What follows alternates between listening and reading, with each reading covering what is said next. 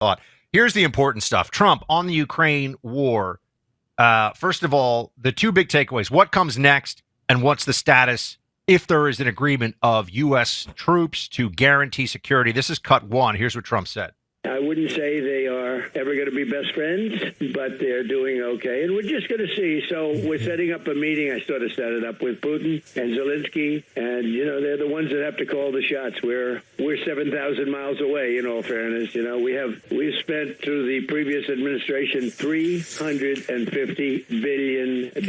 Europe has spent a lot also, $100 billion, but it should be reversed if we should have been in for anything. But it wouldn't have happened. So that would have been much better because so many people died. This is the biggest bad situation since World War II. There's been nothing even close.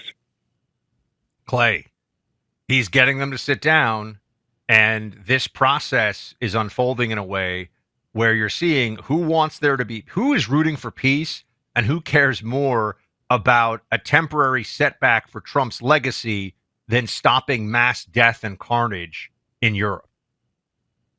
Yeah, look, I don't think you can criticize Trump for anything he is doing trying to stop the fighting in Ukraine. Now, as we talked about yesterday, I think you're in a tough spot where Russia is demanding territory and Ukraine is demanding that they never have to be in this situation again. And I don't see any way that Ukraine agrees to any of this without substantial security guarantees, because they've already been screwed on security guarantees before. And so I think it's going to put us into a tough spot. Now, I think Trump, and this is what I was going to mention, I didn't mention it yesterday. For all of the criticism out there about Trump, I think he desperately wants to win the Nobel Peace Prize. I think he does. And my only concern about that, which is a very incredibly defensible goal, that's fabulous, is could his pursuit of the Nobel Peace Prize, which is the exact opposite of all of his critics who say, oh, he's going to start World War III, he's Adolf Hitler, could his pursuit of the Nobel Peace Prize make him accept a ceasefire peace agreement that is actually not in the best interest of the larger world? That's my only concern at this point about, I think Trump wants peace so badly that he may be willing to give the benefit of the doubt to Vladimir Putin about his future aggressions after Trump is gone. Because I do think once this war is stopped, I don't think Vladimir Putin is going to do anything while Trump is still in office. But I think Putin can play the long game because he may be in power for another 20 years. And Trump is going to be gone in 3.5.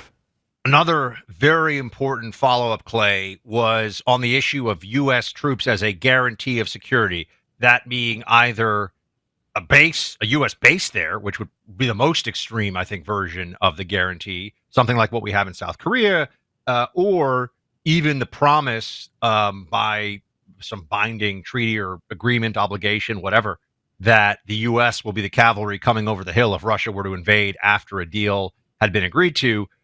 Here is what Trump says about this. Play 4. What kind of assurances do you feel like you have that going forward and, past this Trump administration, it won't be American boots on the ground defending that border? Well, you have my assurance. I'm president, and I'm just trying to stop people from being killed, Charlie. Look, they're losing from 5,000 to 7,000 people a week. So he's pretty clear, from what I understand, Clay, on it's not going to be U.S. boots on the ground in Ukraine. Yes, but to be fair to Trump, I think Trump basically has all options on the table. And I think all those options on the table could include some variation of what is the security guarantee going to look like for the United States. I know there's lots of ways. Words here a little bit. He goes, "You have my assurance," because the way the question is set up is obviously concerned about U.S. troops. He goes, "You have my assurance, and I'm president. I'm just trying to stop people from being killed." I want that kind of leaves some open territory on that. Actually, is this not? That's what I'm. Yeah. And also, boots on the ground. What does that mean? You have my assurance in response to that question. It's not as clear when I read through the transcript a second time. I go, hold on a second. Well, not only that, I mean, boots on the ground doesn't mean you couldn't have airplanes taking off from a bordering country to provide some sort of aerial support, right? I mean, we're not going to have boots on the ground, but what if we have 50 fighter jets in Poland that can be at the line of defense in 6 minutes, right? I mean, they're not technically boots on the ground, but air support from Poland or any other country that would kind of surround there. So I think Trump is going to get a turkey shoot of the Russian Air Force if U.S. actually decided that they were going to really dig in. I mean, they've got some advanced planes. Our stuff is way better. But so I think the phrasing that they chose there is very interesting. What I said yesterday was I think you could have a front line of Ukrainian troops. I think you could have a supportive, peacekeeping line of European troops. And then what if the United States rings even more soldiers just off the perimeter outside of the territory of Ukraine, but where we could scramble as that third line of defense instantaneously in the event that we needed to? I think you're going to see a lot of play in the joint, so to speak, about allowing Putin to potentially feel like he got a victory, allowing Ukraine to feel like they got a victory.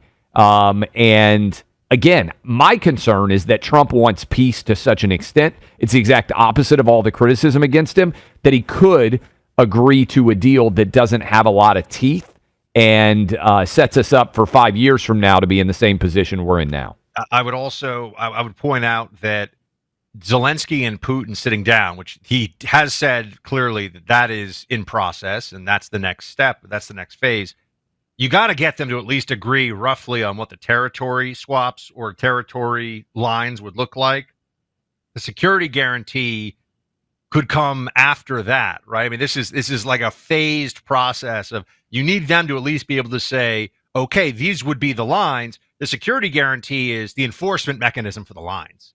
And so that I think is a conversation that can. Now, that doesn't mean that Putin obviously won't agree to the lines on the map if there's going to be a security guarantee that he finds too threatening or whatever.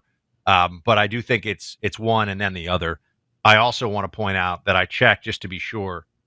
RFK Jr. is doing lunges in jeans, Clay. Even more psycho. Lunges. Even more psycho. I mean, there's got to be chafing going on. Like lunges? It makes me actually feel uncomfortable to think about working out in jeans and a belt. Like, unless, again, you're like on the construction crew and suddenly there's a challenge about how many burpees you can do. You know, like, again, getting dressed to go to the gym, and that includes putting on, I think he's got boots on. Boots on. Too. Yes.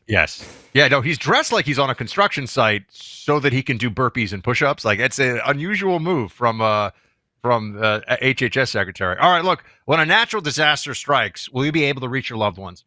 The answer is yes, if everybody has a rapid radio. These modern-day walkie-talkies work on a nationwide LTE network, so distance is not a problem. Rapid radios are a great backup to your cell phone. We've shared our own story here about how Carrie and I were able to stay in contact with our loved ones last year after Hurricane Helene when communication was really tough. But being able to stay in touch with family as they navigated through that storm gave everyone a lot of comfort. With no monthly fees and pre-programmed simplicity, Rapid Radios keep you connected when everything else goes dark. Trusted, tested, legit. Visit rapidradios.com. That's rapidradios.com.